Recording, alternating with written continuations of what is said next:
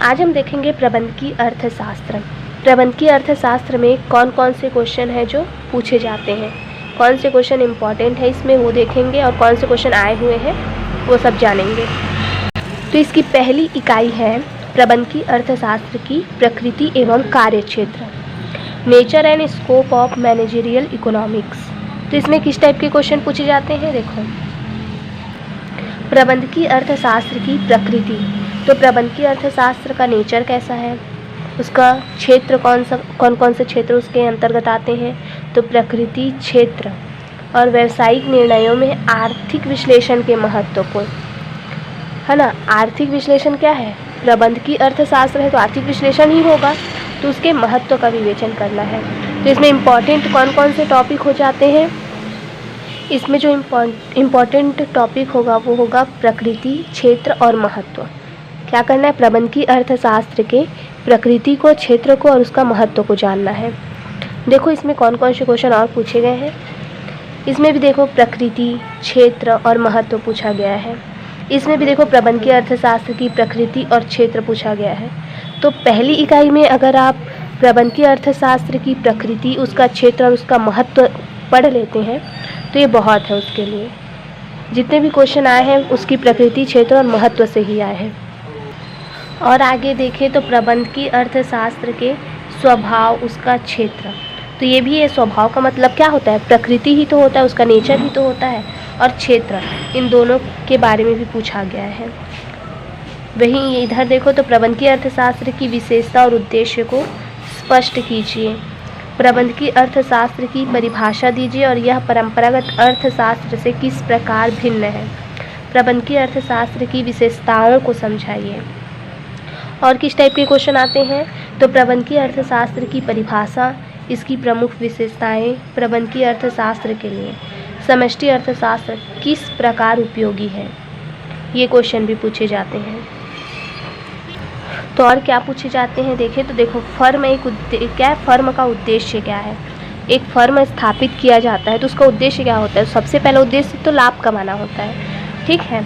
और क्या है, फर्म के लाभ अधिकतमीकरण मॉडल को संक्षेप में समझाइए।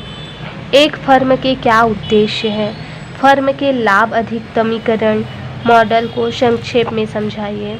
व्यावसायिक फर्म की परिभाषा दीजिए, इसकी प्रमुख विशेषताओं की विवेचना कीजिए। फर्म क्या है, फर्म के सनातन सिद्धांत का आलोचनात्मक परीक्षण कीजिए। तो इस टाइप के क्वेश्चन इसमें पूछे जाते हैं। और देखो तो ये भी अधिकतम लाभ ही फर्म का एकमात्र उद्देश्य नहीं होता, विवेचन कीजिए और फर्म के अन्य 10 संभाव्य उद्देश्यों को समझाइए।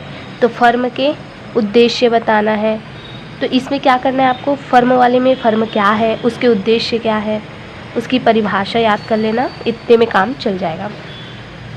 और देखो व्यावसायिक फर्म से आप क्या समझते हैं। व्यावसायिक फर्म को परिभाषित कीजिए और लाभ महत्मीकरण ही सदैव एक व्यावसायिक फर्म का एकमात्र उद्देश्य नहीं होता, इस कथन की विवेचना कीजिए। अब और क्या पूछा जाता है, देखो क्वेश्चन 5वां है प्रबंधकीय अर्थशास्त्री कौन होता है। तो प्रबंधकीय अर्थशास्त्र पढ़ेंगे तो इसमें क्या पढ़ना है कि प्रबंधकीय अर्थशास्त्र कौन होता है, अर्थशास्त्री कौन होता है, ये भी पढ़ना है। व्यवसाय प्रबंध के लिए उसकी भूमिका और उत्तरदायित्व पर प्रकाश कीजिए। प्रबंधकीय अर्थशास्त्र की परिभाषा दीजिए। प्रबंधकीय अर्थशास्त्री की भूमिका और उत्तरदायित्वों की विवेचना कीजिए। प्रबंधकीय अर्थशास्त्री की भूमिका, उत्तरदायित्व की विवेचना कीजिए। प्रबंधकीय अर्थशास्त्र के आधारभूत आर्थिक सिद्धांतों की संक्षेप में विवेचना कीजिए। तो ये वाले टॉपिक में क्या पढ़ना है कि प्रबंधकीय अर्थशास्त्र कौन है, उसकी भूमिका क्या है, उसका उत्तरदायित्व क्या होता है, इतना पढ़ लोगे काम चलेगा इसमें, ठीक है।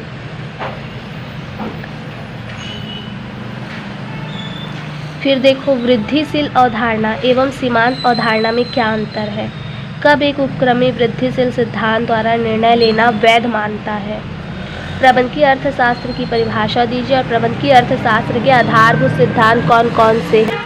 वहीं देखो सबसे ज़्यादा कौन सा क्वेश्चन पूछा जाता है, औसत लागत क्या है और इसकी गणना कैसे की जाती है। तो इस विषय में सबसे इम्पॉर्टेंट होगा एक तो प्रबंधकीय अर्थशास्त्र इसका नाम है, तो प्रबंधकीय अर्थशास्त्र है क्या, ये पूछा जा सकता है ना। उसके क्षेत्र, उसकी विशेषता, ये सब पूछा जा सकता है। औसत लागत पूछा जा सकता है, प्रबंधकीय अर्थशास्त्री के बारे में पूछा जा सकता है। अब जबकि फर्म स्थापित की आर्थिक क्रियाओं का अध्ययन हो रहा है तो मांग का विश्लेषण होगा, तो मांग को प्रभावित करने वाले कारक भी पूछे जा सकते हैं। देखो, मांग विश्लेषण से आप क्या समझते हैं? एक व्यावसायिक फर्म के विक्रय प्रबंध के लिए मांग विश्लेषण क्या महत्व लगता है? तो मांग को प्रभावित करने वाले कारक भी पूछे जाएंगे इसमें। और क्या पूछा जा सकता है? तो मांग के नियम क्या हैं? गिफिन के विरोधाभास नियम पूछे जा सकते हैं। मांग वक्र के बारे में पूछा जा सकता है। और क्या पूछा जा सकता है इसमें? मांग की लोच, क्या पूछा जा सकता है? मांग की लोच का क्या तात्पर्य है, और मांग की लोच को निर्धारित या प्रभावित करने वाले कौन कौन से तत्व हैं? तो मांग की लोच पूछा जा सकता है और उसको प्रभावित करने वाले कारक पूछे जा सकते हैं। और उपयोगिता वक्र भी पूछा जा सकता है। तटस्थता वक्र रेखाएं क्या होती हैं, इसकी विशेषता, ये बहुत ज़्यादा पूछे जाते हैं ये क्वेश्चन भी, जैसे कि उदासीनता वक्र हो गया, तटस्थता वक्र हो गया। तो देखो, प्रबंधकीय अर्थशास्त्री कौन होते हैं या प्रबंधकीय अर्थशास्त्र क्या है, उसके क्षेत्र क्या है, उसका महत्व क्या है, विशेषता क्या है, ये आ सकता है। मांग को प्रभावित करने वाले तत्व आ सकते हैं, मांग के नियम आ सकते हैं, तटस्थता वक्र आ सकता है। उपयोगिता विश्लेषण की सहायता से एक उपभोक्ता के संतुलन की विवेचना कीजिए, तो तटस्थता वक्र ये पढ़ लीजिएगा आप। वहीं उत्पादन सिद्धांत में देखें तो उत्पादन फलन की विशेषता और उसके प्रकार पूछे जाते हैं। उत्पादन फलन किसे कहते हैं और इसकी विशेषता क्या है, ये भी पूछा जाता है। कॉब डगलस उत्पादन क्या है, डगलस उत्पादन फलन पूछे जाते हैं। पैमानों की बचतें और अबचतों को समझाइए, मतलब बड़े पैमाने के उत्पादन की आंतरिक और बाह्य बचतों का वर्णन कीजिए। तो पैमाने के प्रतिफल भी पूछे जाते हैं। उत्पादन फलन आ सकता है, पैमाने के प्रतिफल आते हैं इसमें। पैमाने के प्रतिफल से क्या आशय है, और पैमाने के बढ़ते हुए प्रतिफल या फिर घटते हुए प्रतिफल ये भी बोल सकते हैं, या स्थिर प्रतिफल, इन तीनों के बारे में पढ़ लेना। एक नए क्वेश्चन पैमाने के प्रतिफल से भी आएंगे।